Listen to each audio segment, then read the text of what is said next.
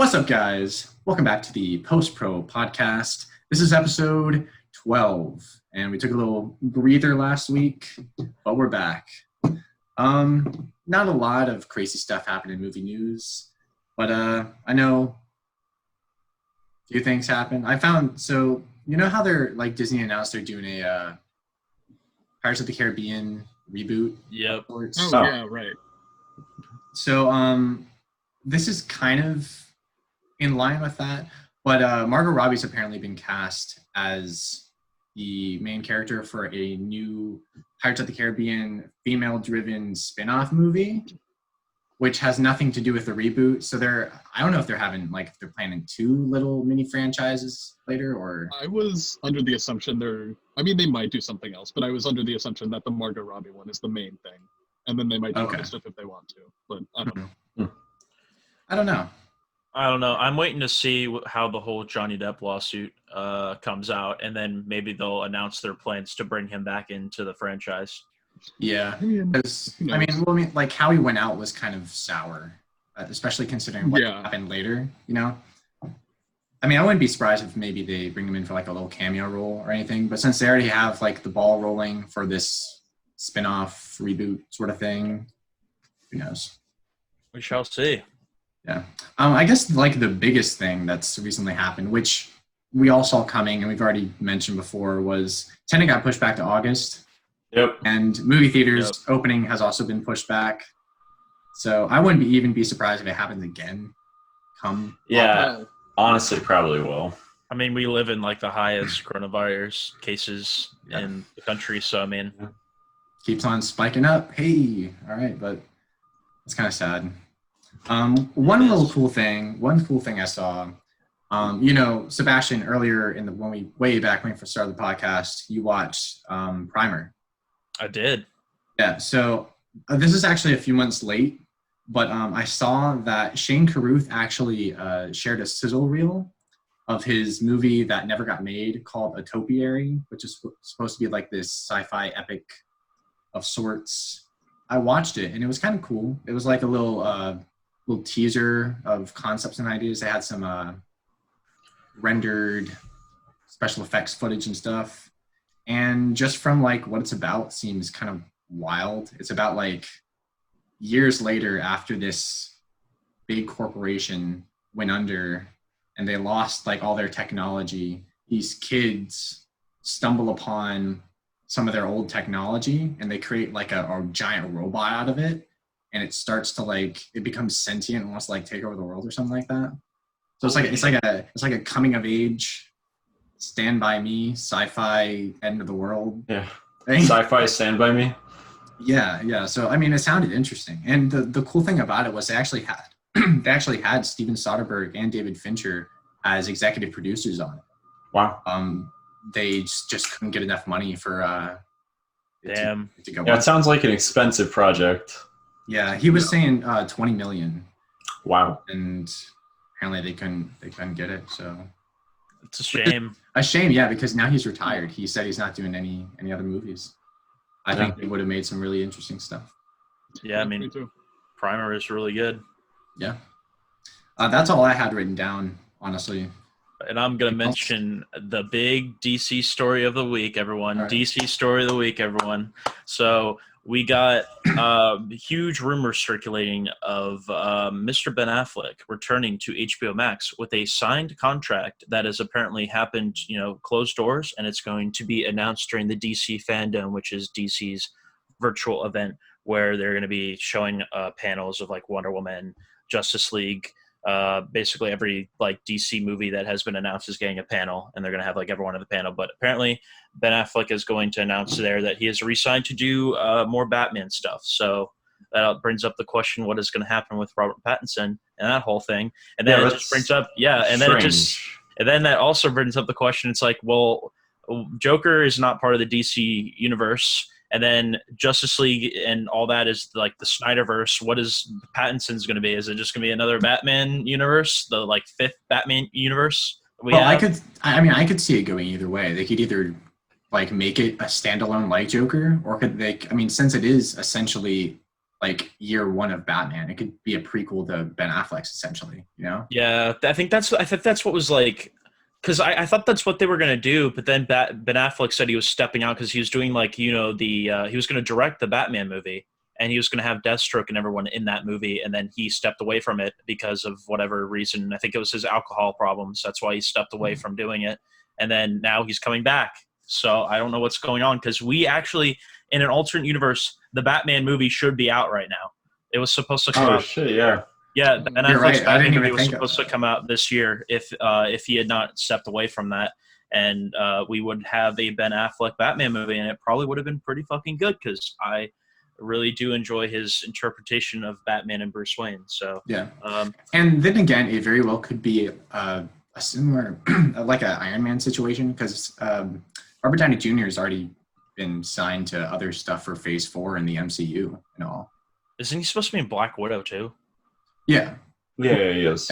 But he's signed on to other things, probably like small cameo roles or Yeah, I would assume nothing Yeah. too major. and that could be kind of what Ben Affleck's doing as Batman, maybe. You know, Maybe. Who knows? We'll just have to wait and see what happens with HBO Max HBO Max. Yep. as they continue getting all these crazy like shows and contracts, which is honestly, I see in a couple years, I think HBO Max is going to be one of the top streaming platforms. Mark my words on that one. It looks pretty good. They, I mean, we talked a couple weeks ago. They have The Shining. They're going to have like a Shining show about the Overlook. They have Justice League Dark coming in from J.J. Abrams. They've got a lot of shows lined up in the future for HBO Max. And then they've got the Snyder Cut. So if they keep the ball rolling, they have tough competition with Netflix, but you never know what might happen. Never know. So is that all we got for movie news? Anyone else got anything? Or I think that's it. all right. Well, who wants to start off with what we watched over the past couple weeks? I guess I can go. Mine is once again very so short, promised.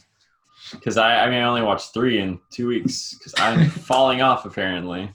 Well, That's we better fine. Pick that back up. Yeah. So I watched A Fish Named Wanda, called. I slipped that every time I like mentioned it too. We'll always talk about it later. I finally caught up. I haven't seen that many Dennis Villeneuve movies, but I finally watched Prisoners, which I mean, Prisoners was really, really fantastic. It's just a large set of incredible performances, like followed by just a great script as well. I mean, there's just some moments that are just how tense it is and how just like, I guess, I don't like real it is. Yeah, I'm trying to. It feels very like tense, and it's just at you the whole time. And then I watched The Five Bloods. I watched what you guys said. I agree that it wasn't great. There was a lot of points I liked. The main point I agreed with was that like 2.5 hours was way too much. I don't think there was enough there for it. I feel like there's a lot of points where there was just stuff that was like that didn't need to be there. This is just silly additional runtime. It doesn't come back later. It's not like mentioned. It's just there. But in the different sense, there's like the last hour I thought was actually pretty fantastic, right? There's a really good look at the insanity that that Paul goes through, and God, and I mean just all the performances in general were great, but it was just muddled with all just the random unnecessary stuff. And then the other thing I really didn't like was the action was just silly. It felt like B-roll action. Yeah. I mean, But there wasn't really much action, was there? Well, I guess like, there wasn't, the but shootouts at the but end. when there was, it felt like a B-roll movie action. Yeah, it did. Yeah. But I don't know if that's what he was going for, though, because I felt the same way, too. But it's kind of hard to really, I don't say about that, because it did seem like the budget for the movie was really high. Yeah, I don't know. It probably did have a like solid budget. I think it was like 30 to 40 million, maybe. I don't exactly remember. That would make sense. Mhm. Yeah, but I mean, like it still had that like Netflix look and feel to it, if you know what I mean. Yeah. No, what do you mean? I don't know. If you look at Netflix original movies, they always just seem kind of bland. I don't know. I felt like compared to what Spike Lee has done when he's had full, you know, this was really lacking. I don't think Spike Lee's ever really been great at like action. Like you look at Old Boy. I'm not saying action, you know. I'm just saying like the look and like feel of the movie just felt. Yeah, it was a lot less stylistic. Yeah. then it definitely should have been for like a Spike Lee film. But I don't know. It had its moments where it felt like it was really good, but overall I just didn't enjoy it that much. And yeah, that's actually it for me. That's it. 3 movies. Yeah. All right, well, I guess I'll go, and then we can go this way. Sure, yeah. So I started off with a rewatch of Knowing, which I think we mentioned the last time. Yeah. I think, and I just saw it on Vudu, and I was like, I'm going to watch it. You know, I enjoy it. Rewatching, this is the 3rd time I've seen it, and it's definitely not as good as I remember, but it's good. It's got some fun, interesting concepts, I think. Nick Cage and Rose Byrne are good in it, and I like the finale. You know, it's nothing great, but I enjoy it.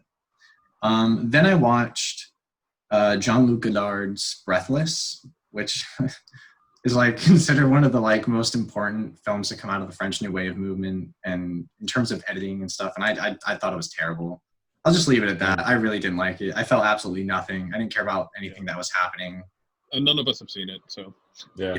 So I don't know. I wouldn't recommend it, honestly, unless you happen to like watch it for film history or something like that. Then I went on a little Damien Chazelle binge, rewatched the Whiplash short film, which is pretty good. Then rewatched the Whiplash feature film, which is even better. Yeah, which is really good. Yeah, which is really it's really good. Yeah, I mean, all of his films I've seen. I haven't seen his feature debut, but the big 3, I'll call them: Whiplash, La La Land, and First Man. They're all great. Funny enough, like I know Thomas, your favorite is Whiplash, right? Yeah. That's my least favorite, but I mean, it's still phenomenal. Yeah, I mean, yeah, I consider like La La Land, I guess what you consider Whiplash, but I still think La La Land's a phenomenal film. Yeah, I don't know. it would go La La Land, First Man, Whiplash for me, but they're all right up there. Yeah, They're so good. Yeah, he's a damn good filmmaker. So then I watched A Fish Called Wanda, which is what we'll be talking about here shortly. After that, I rewatched a classic, Sunset Boulevard, probably one of my favorite films pre-1960s. It's a Billy Wilder noir. It's really good. I'd recommend checking it out. Then I watched Under the Skin, which was interesting. It's ambitious. It's ambitious. It is ambitious. It's interesting. I'd call it more ambiguous than ambitious. Ambiguous. Well, I mean, just the concept of the film is very ambitious. Yeah. For like, Yeah. After I watched it, I was like, how in the world did this get made? Because it's so A24, man. I mean, yeah, it's an indie film. I think their script analyzers must just like read the scripts. Okay, do we not understand this? Give him a couple $1 million. Let's do it.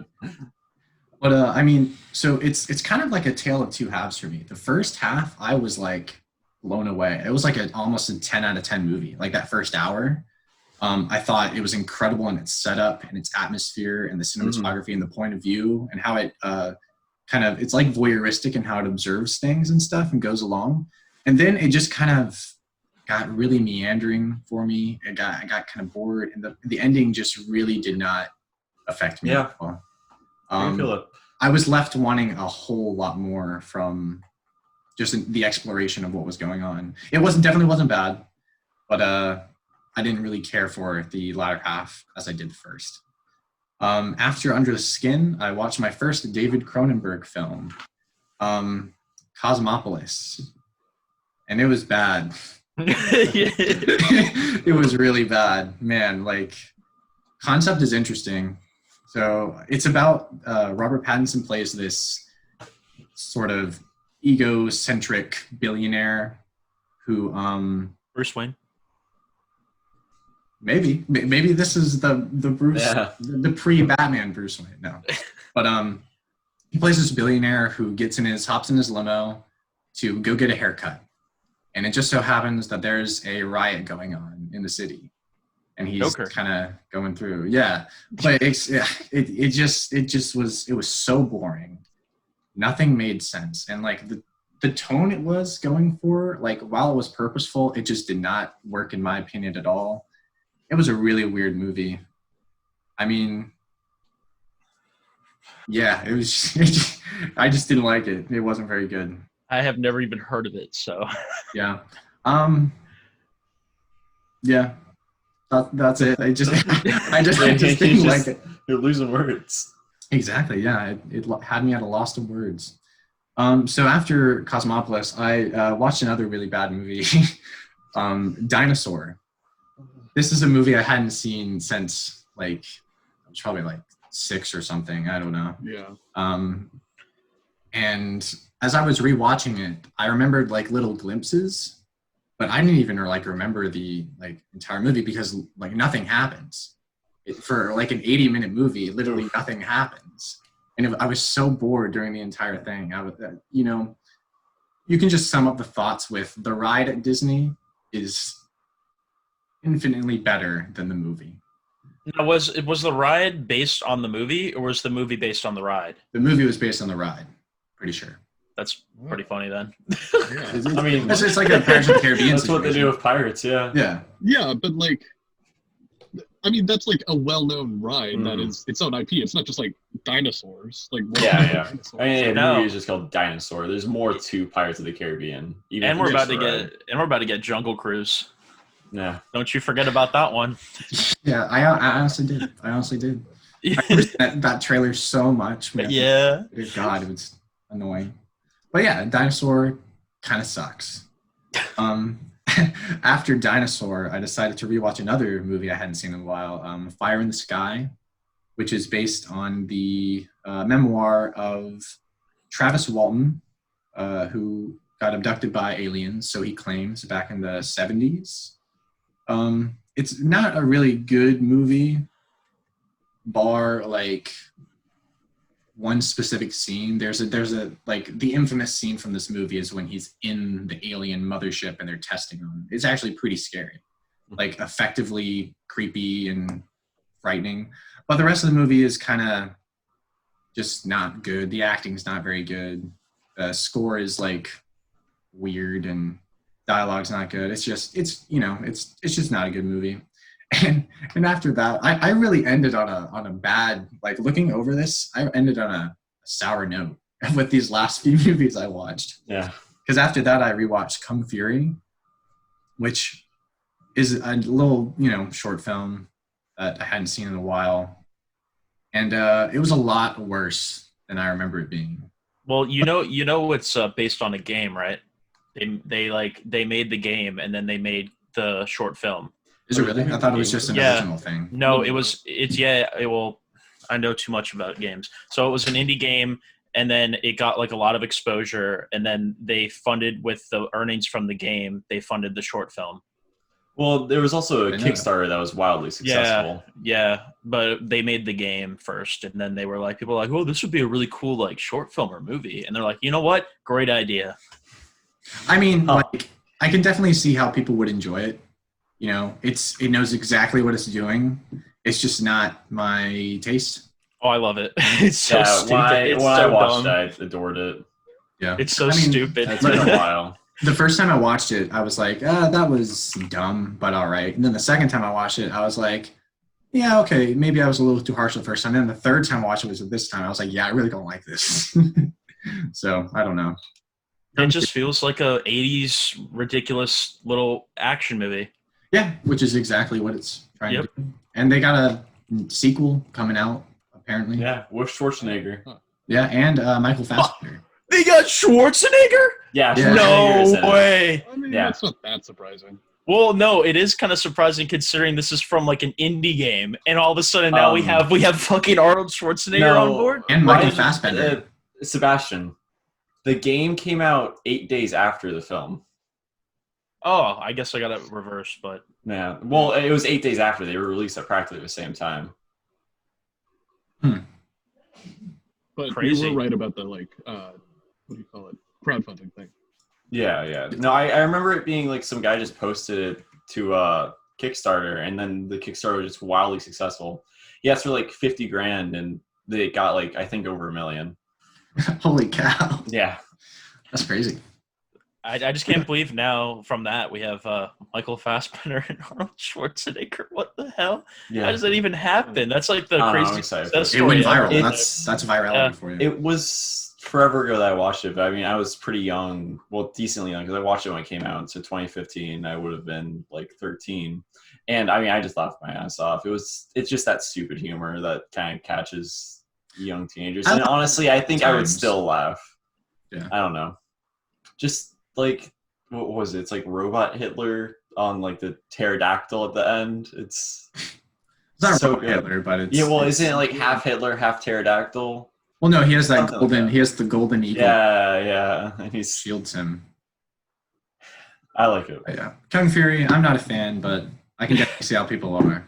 That's all I watched over the last few weeks. Would you like me to go, Noah? Yeah. All right.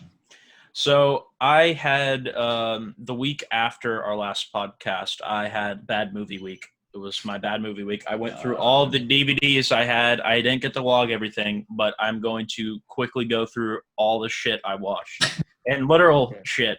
So, watched Alien Resurrection. Do not ask why I did that to myself. It is one of the it's god awful. I don't know if I mentioned that last time, but I'll just say it again. It's completely awful. It's literally a half a star for me. I hate that movie. It's awful. The acting is weird. Sigourney Weaver's like a sex slave. It's very weird. The basketball shot? Yeah, so the basketball shot, the really just I wouldn't even call it disturbing. I just don't know what the fuck it is. The weird baby alien thing that's just completely terrifying and just does not look good at all. Just that fuck that movie. I'm moving on. Just that movie sucks.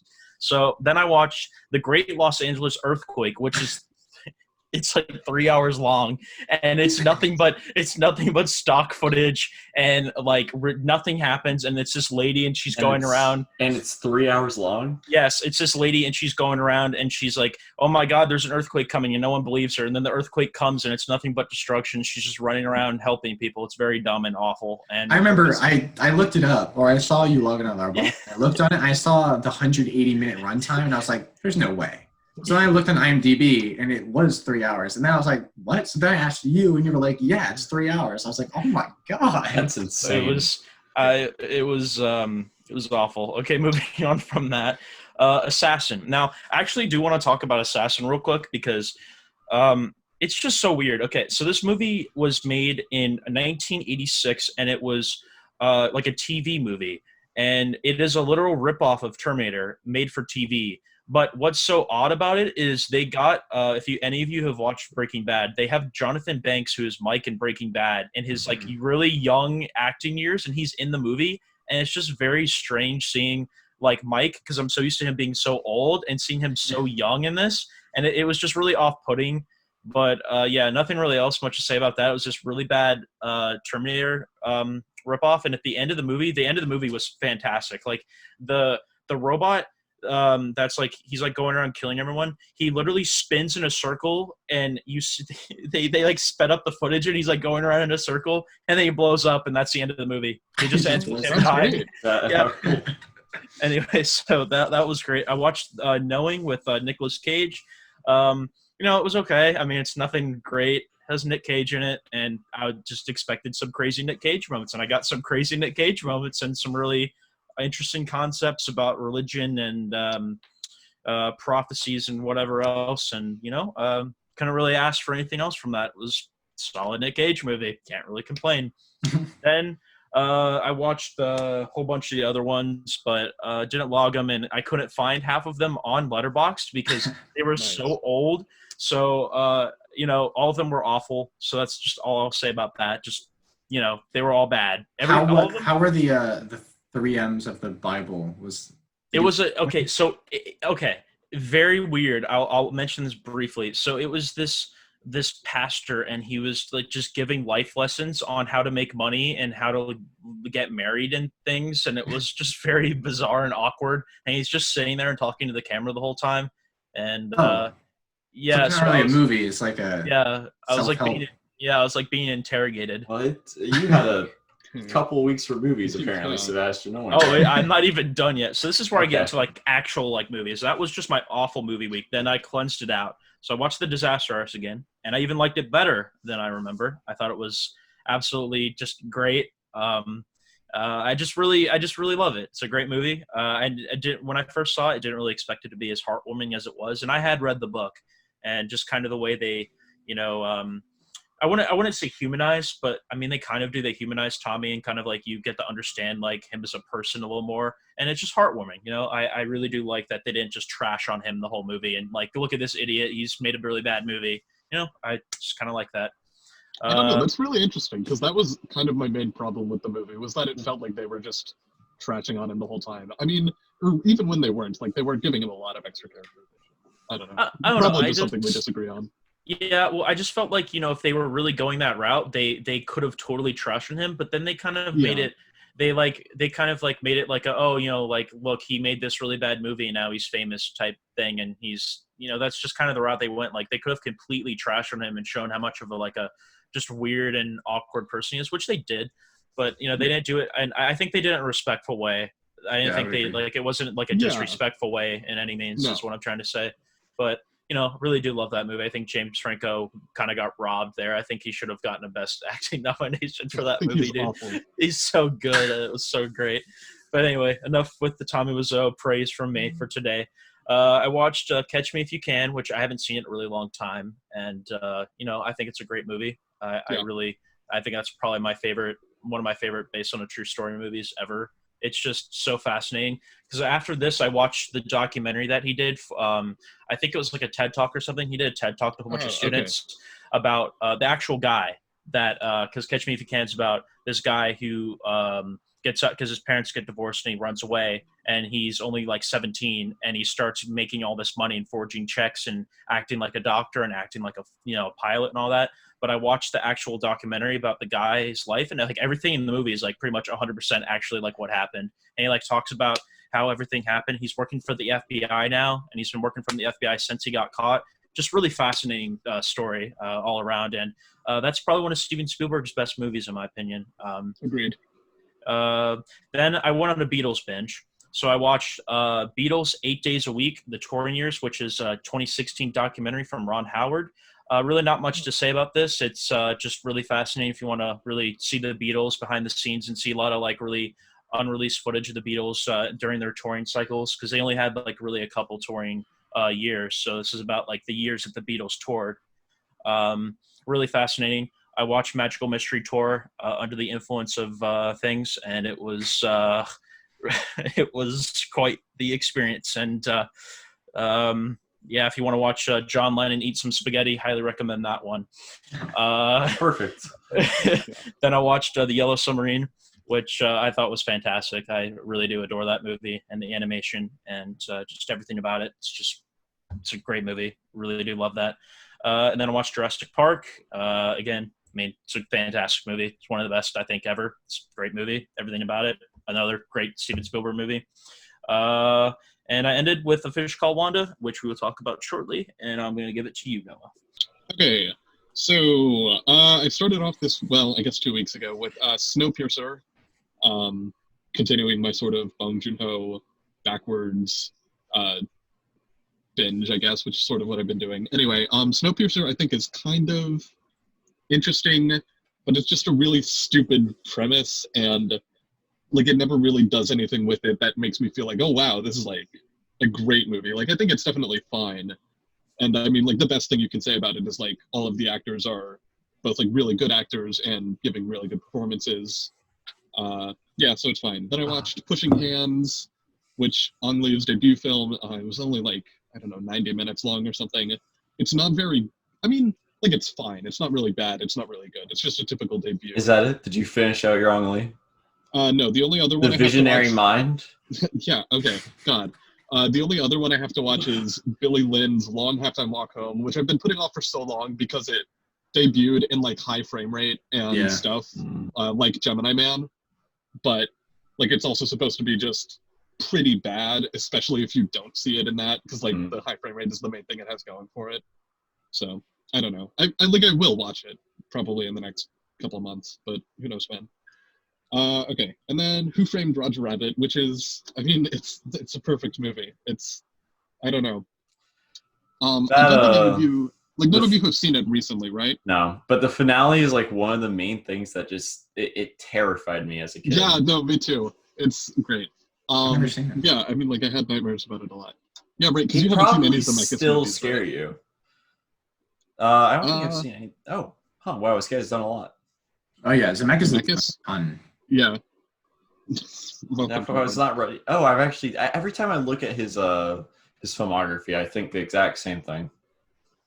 Which is What, then you've seen The Polar Express? Well, that I click on like, oh wow, this guy's done a lot more than I just thought the guy who that you did. just said. Yeah. Okay. Yeah, but Who Framed Roger Rabbit, I don't know. I mean, I've only seen like 6 of his movies, and that's including 3 Back to the Future movies. But I think Who Framed Roger Rabbit is probably my favorite. I don't know. I mean, it's great. And I think it's really, like, it's one of the few CG integration movies, and especially because it was very early on in that, where it, like, actually feels real. And that, like, it's actually thematic. It's not just like, oh, you know, Sonic the Hedgehog. What if there was something not real in real life? yeah. Right. Anyway, Onward, which, like, it's fine, I guess. I don't know. I was really underwhelmed by it. Like, there's nothing bad I can say about it, but just a lot of Pixar is, like, really interesting and fascinating in a way that I found this wasn't. So whatever. And then I watched, The Wedding Banquet, which is another Ang Lee movie. I forgot I watched this. Yeah. This was like 2 weeks ago. Anyway, The Wedding Banquet, which is about a gay Taiwanese man living in New York who he hasn't come out to his parents, but he has come out to basically all of his friends and everyone in New York. And through a somewhat convoluted series of events, his parents come over to plan his wedding to one of his female friends.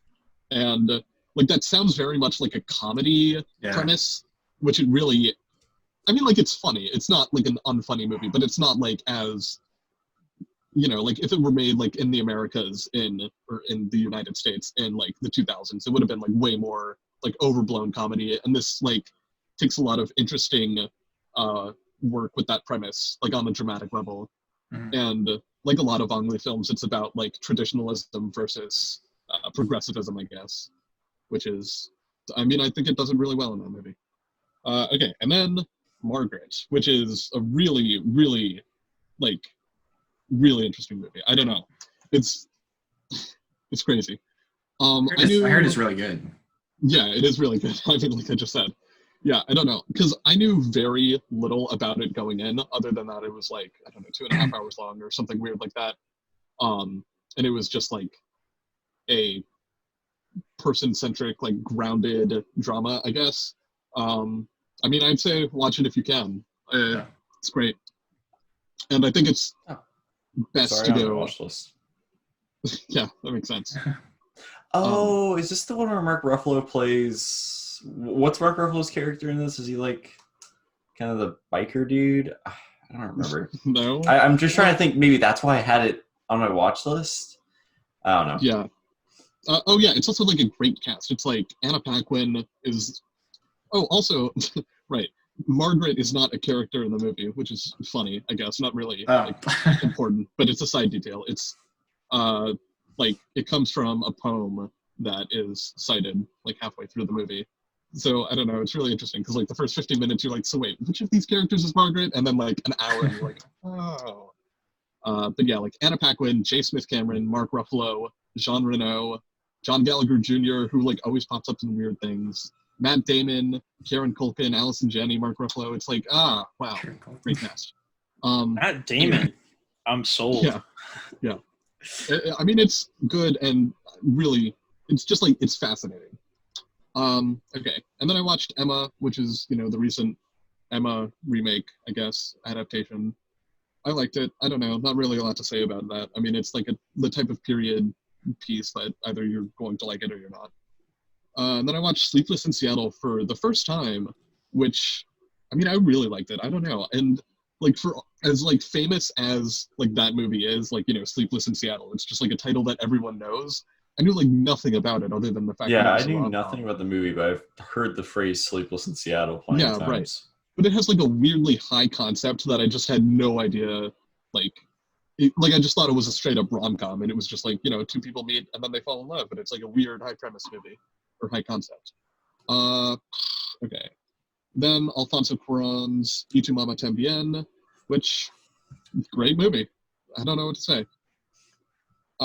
Shutter Island, which is pretty good. I mean, it's a psychological thriller. I don't know. There isn't really like a lot there, I guess, in terms of like depth necessarily, but it's like a great thriller and it's really fun. And then this Disaster Artist, which I sort of talked about already, didn't like. Rewatched Harry Potter and the Prisoner of Azkaban, which I haven't really seen any of the, or like rewatched any of the Harry Potter movies in like 4 years maybe, I don't know, whatever. And I only rewatched this one because it was directed by Cuarón, who I'm going through his films.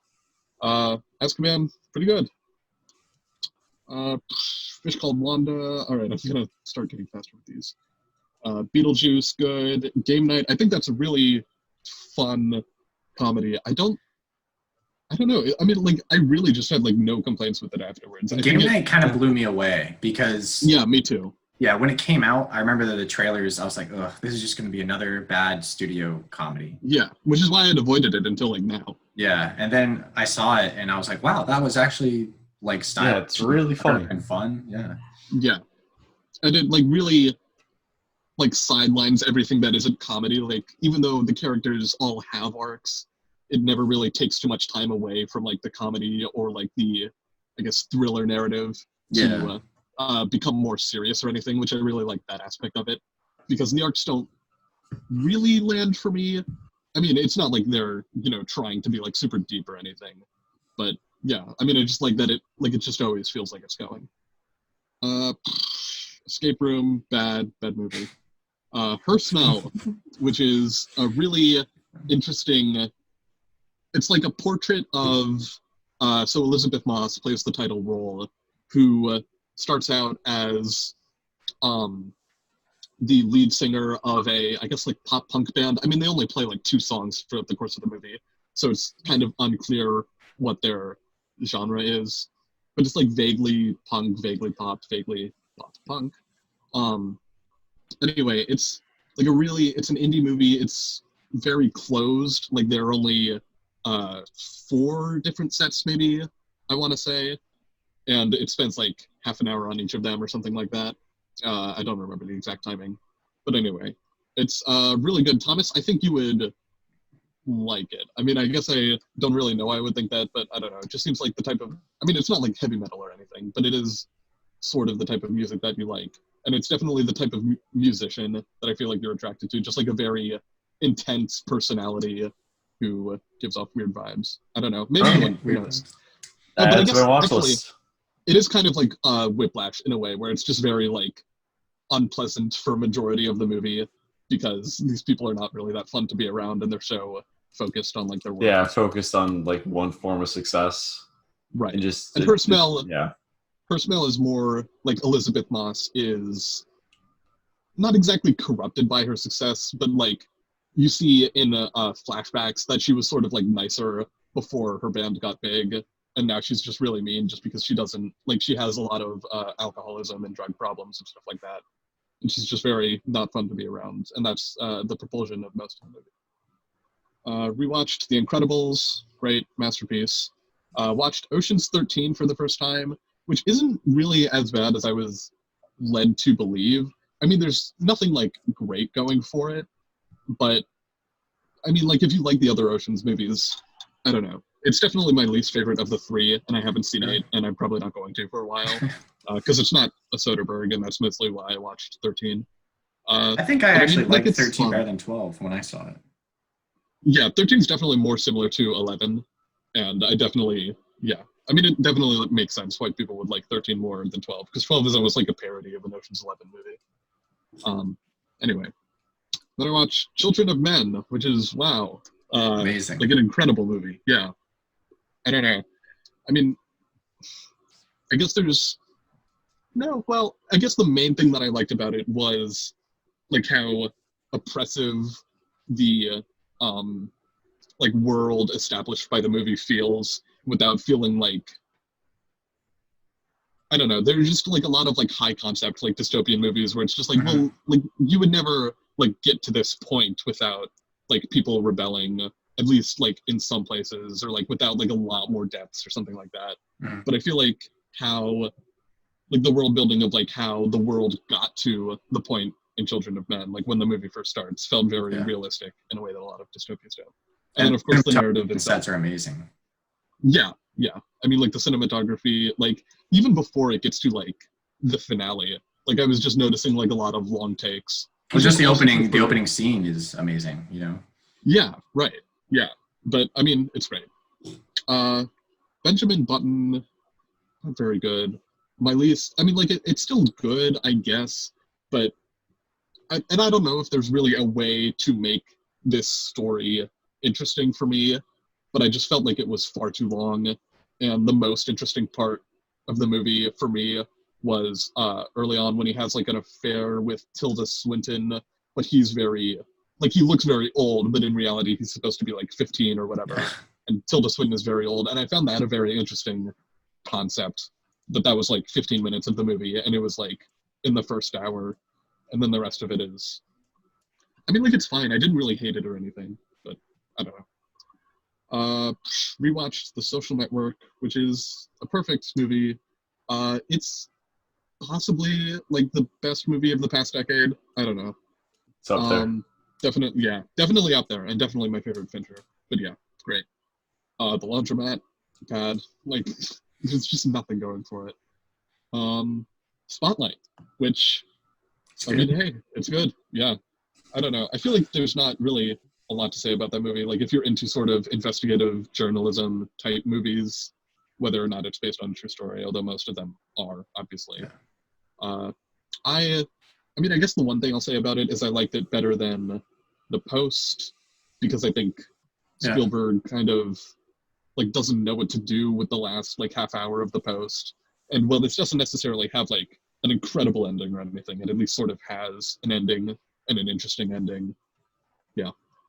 And then I watched Holy Motors, which is I really like that movie. Oh, right. I saw, yeah. Thomas, this is the other one that I thought you would really like. And Collin did talk about it last week. I could see Thomas liking it as well.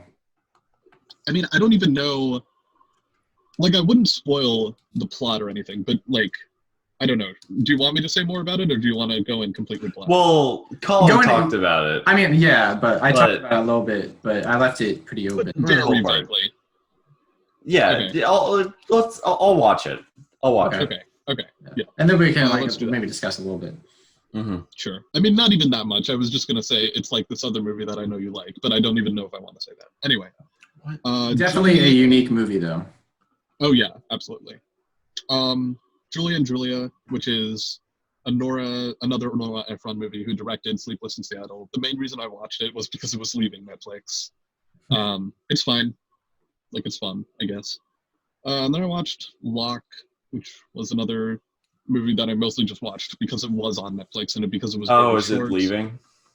I don't think it's leaving. I don't know. But I was just like, I don't know, might as well like watch something on Netflix. That's true. Locke's definitely, it's an experience. I really I like it a lot, actually. I mean, I don't. Again, like, I feel like a lot of movies that I watched within this span, like, I've just been saying, like, I don't know, I don't really like it, I don't really hate it, and this kind of applies to this.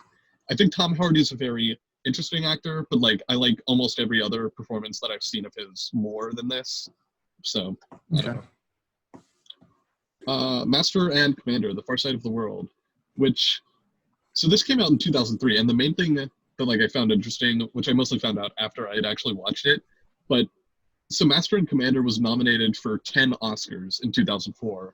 Really? Wow. It's like a very, so Master and Commander is like a sea movie that's very lofty. It stars Russell Crowe and, Paul Bettany. And it's basically like a Pirates of the Caribbean movie without any of like the fantastical elements and where they never really set foot on land. I mean, like there are some land scenes, but it's much more about the boat. And I guess it's sort of like Lord of the Rings in that it's very like heightened, I guess. But so that's the interesting thing about it. It was nominated for 10 Oscars. I think it was picture, probably screenplay, and then most of them were technical. And it lost all of them but two to Return of the King. which like was also nominated for I think 11 Oscars. Yeah. Yeah, but I don't know. That was really weird because they're two very like just action movies that you wouldn't really expect to do well at the Oscars, but then for some reason they like swept the entire thing. I don't know. It's so weird. And then I was looking at like the other Oscars or the other like Best Picture nominees mostly, and they were all like films that I never heard of. From 2000 for the 2004 Oscars, you're saying? Yeah, so right, from 2003. It's like, oh right, Lost in Translation was the other one, which I'm like, okay, I don't really like that, but whatever. And then Mystic River, which is a Clint Eastwood movie that I've never heard of. Oh right, Seabiscuit, which I guess Seabiscuit I have heard of, but like, I don't know. Like all 5 of those nominees, like I feel like none of them would be nominated in another year, except for maybe like Lost in Translation. And maybe Mystic River would be nominated, but I don't think it would win. Sure, I don't know. Yeah. It's just a very weird year. Like maybe there weren't, but like I think 2003 was like Big Fish. It was like the Matrix sequels. I don't know. Very weird year, I guess. Yeah. I think it was nominated for a few. I don't know if it won any. I'm spending more time on this now because I'm nearing the end of my thing. Something's Gotta Give, School of Rock, Kill Bill, Intolerable Cruelty. Memories of Murder. Oh yeah. Right, which I haven't seen. Elf. Yeah, like it's an amazing movie.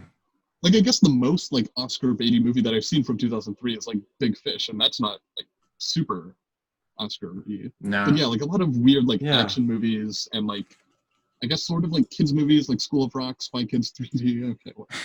Anyway. Yeah, so I guess that's it. I don't know.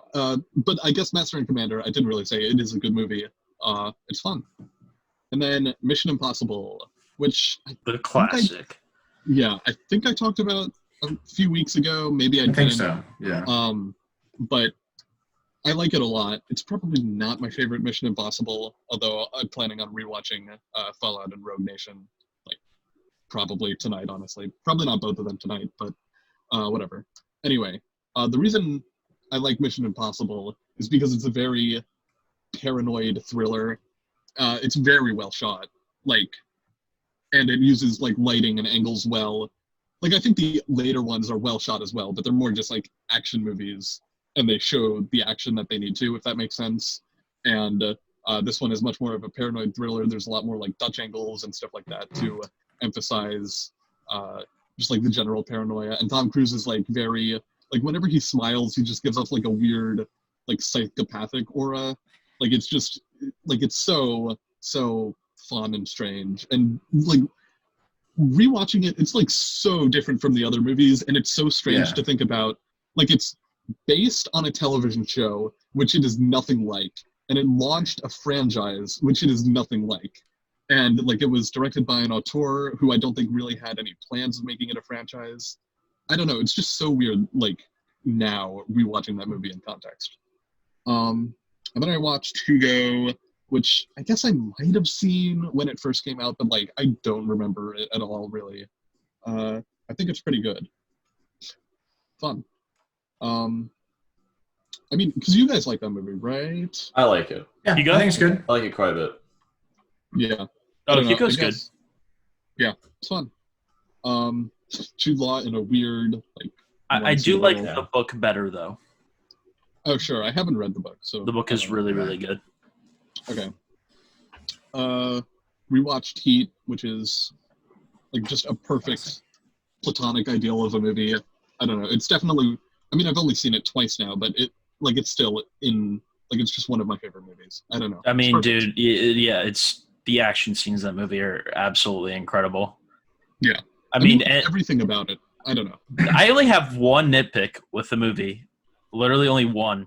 It's the ending scene, because you can see how they never filmed. Do you know this? They never filmed the scene together, De Niro and Al Pacino.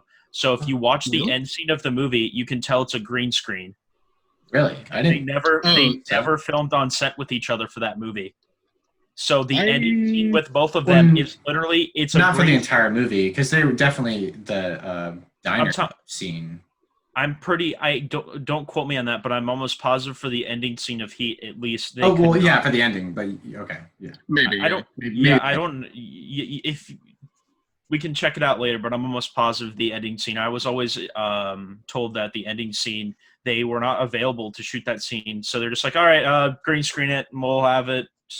I mean, the ending shot itself looks very green screen, but I don't know, because I definitely noticed like some green screen for like a few earlier scenes, which I was like, ooh, that's a little weird.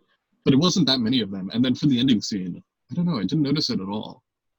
I'm trying to find out if... Yeah, I don't even know how I'd like look that up really. I mean, like, I don't know, I'm trying to think. I'm also trying not to spoil it, but there totally has to... I mean, there definitely is a shot where there are two figures in frame, although I think one of their faces is, like, in shadow. So I guess that might be it. Anyway, whatever. I don't know. I think it still holds up. And I think it really... I mean, like, it definitely works that they're not on screen for a large portion of the movie together. And then, you know, that one scene in the middle. Anyway, I mean, perfect movie. Thomas, watch it. Yeah. Okay. And then earlier today, I watched the new Eurovision Will Ferrell movie on Netflix, which is pretty fun. I don't know. I've never really liked Will Ferrell that much in any role or like in any movie, although I haven't seen that many. I mean, I'm mostly just talking about like Elf and the Nice Guys, and I've probably seen a few more. But have you seen the Anchorman movies? No. Yeah, I haven't seen any other Adam McKay movies. So it would have been like something else weird if I have seen any. Whatever. Anyway, I mean, I like this movie. And Rachel McAdams is also great. Okay, so that's it. All right. Yeah. So I guess we'll hop on over to talk about Fish Called Wanda. Noah, you can go ahead and give us your thoughts since this was your pick for the week. Sure. So I think I did mention last time how I was picking a comedy, and I'm not necessarily sure how much we'll be able to talk about with the comedy. Because it is just like, you know, either you like it or you don't. Comedy is just subjective, yeah. Yeah, for sure. And I feel like that, honestly, on rewatch, was kind of true for this movie. I was like, ooh, like I like this movie a lot, but I'm not sure if I really have a lot to talk about. I think the main thing to talk about, obviously, which I know Collin pointed out in his review, and I think Thomas did too, is Kevin Kline as Otto. Yeah. It's just like a standout performance. I think hilarious. He was actually nominated at the Oscars. Really? Yeah, which is crazy.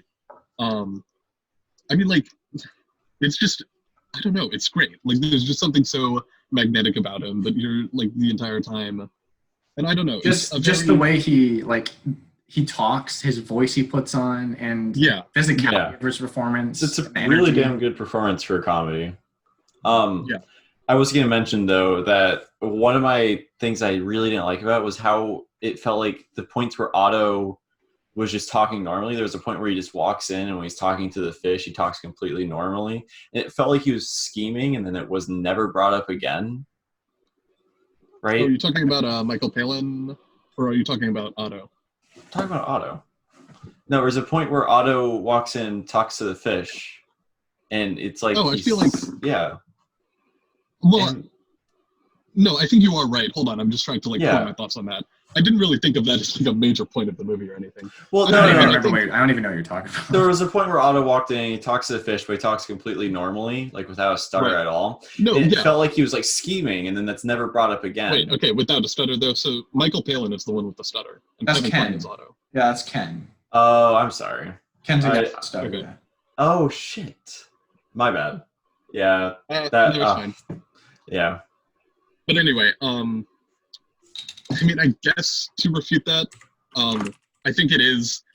And one of the things that I do like about this movie is it very much starts like you think it's going to be about Michael Palin, like, oh, he's very, like, wounded, I guess, and like, oh, he has a secret crush on Jamie Lee Curtis, and the movie is going to be about him overcoming his stutter and gaining the self-confidence to like pull off, you know, a major heist or whatever, and finally talk to Jamie Lee Curtis, and then it just like completely drops that and becomes more about John Cleese, and I think that's really funny. That's actually one thing I really liked about it. So like we kind of abandoned his character for the majority of the runtime, so much where I forgot about him at points. Yeah, and it was his little side quest of having to kill It would come back at the most random times, and then it'd be like, oh my god, I forgot about this, and those scenes were hilarious. Like it was really, like it was so funny. Yeah, I love that little side part to the narrative. That was great. And just the prosthetics or like the stuffed animals they use. Yeah, whatever. Yeah, that was so funny. So funny. Man, I can't believe that I really slipped up on the names that bad. No, you guys are right though. I'm just gonna say the auto performance was actually fantastic, and he was really good. His whole like, even his physical performance and just how he moves around and acts. Totally. It's very solid. Yeah. Like one thing, it did take me a little bit to get into it because I think like Noah was mentioning, you're wondering who like the main character is at first. So I think I was like, okay, we're here, we're there, we're here. Who exactly are we toning in on? Because I kind of at one point I was at the end of the movie actually I was like, the boss, I forget his name, was it George? Who goes? Yeah, George. Because I thought there was going to be a little bit more of him, maybe like some sort of scheme going on from while he was in jail or something like that. But then that never really happened. I was like, oh, okay, well, that could have been an angle they could have added to it, but then maybe it could have gotten a little convoluted. I don't know. I think it works a lot better on rewatch when you just like kind of know where it's going and everything. Sure. Yeah, that makes sense. I think my least favorite part of the movie was actually the ending. It did kind of feel like cop-out, cheesy, cliche 80s, romance. No, I totally agree with that, but like it doesn't really matter because it's not. Yeah, it's not a huge thing, but it was just kind of like I was like, okay. Yeah, that actually gave me a quick chuckle because I mean it was obviously like that wasn't the areas you'd expect those characters to go to.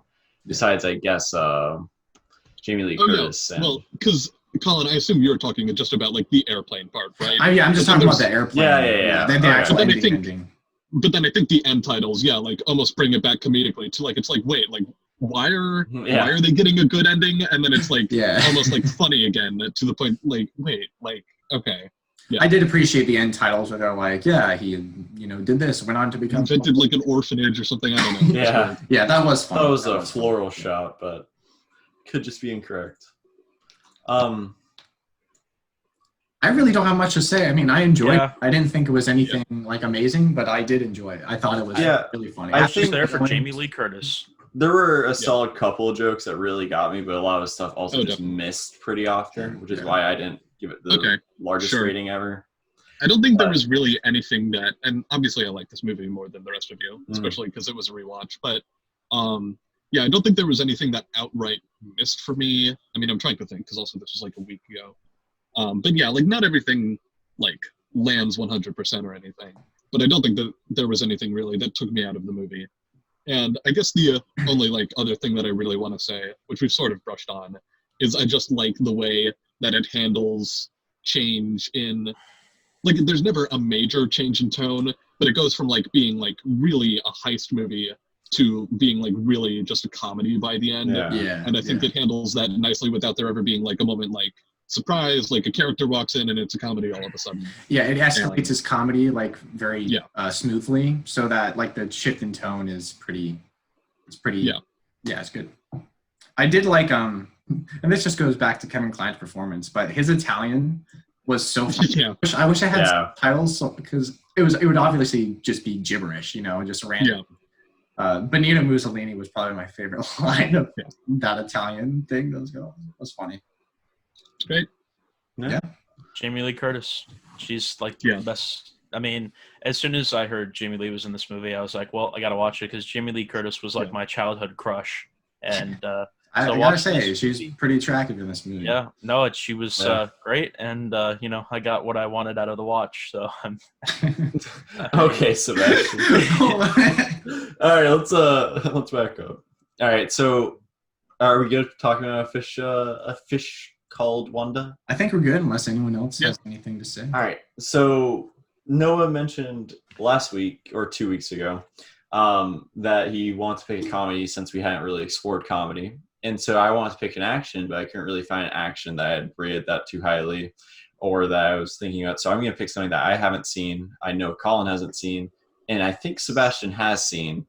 And this was actually mentioned when I was talking about, I was thinking what I was going to pick, but I'm going to pick The Raid for this week. Let's go. Because it is a very highly rated action that's just supposed to be all out, and I'm just excited to see how I like it. Yeah. It is amazing. It's like Yeah, that's all I shall say. It's like John Wick levels of action, if that has anything to really say. Give you a little peek of the movie. It's the action in this movie is like ridiculous, so ridiculous. Sometimes the John Wick felt muddled. At least when I watched the first one. The third one, I think, is actually better. This movie is balls to the wall, like ridiculous action, but it's done so well. The choreography in this movie, or choreography, excuse me, in this movie is just it's great. Very That's why it's so regarded. That's so I'm looking forward to it. So high regarded. Yeah, it's fantastic. I know. Actually, the Raid and the sequel are both on Tubi, so I might check them both out. And they're both great. They are both great. All right. So watch it. So yeah, The Raid. The Raid. I'm so excited to talk about The Raid. I'm so hyped to talk. Look at Sebastian. Have you seen both of them, Sebastian? Yes, I fucking love. I love both of them. They're so good. All right. Well, now I'm excited. So I guess that'll wrap up episode 12 of the Post Pro podcast. Check it out next week when we review The Raid. Signing off.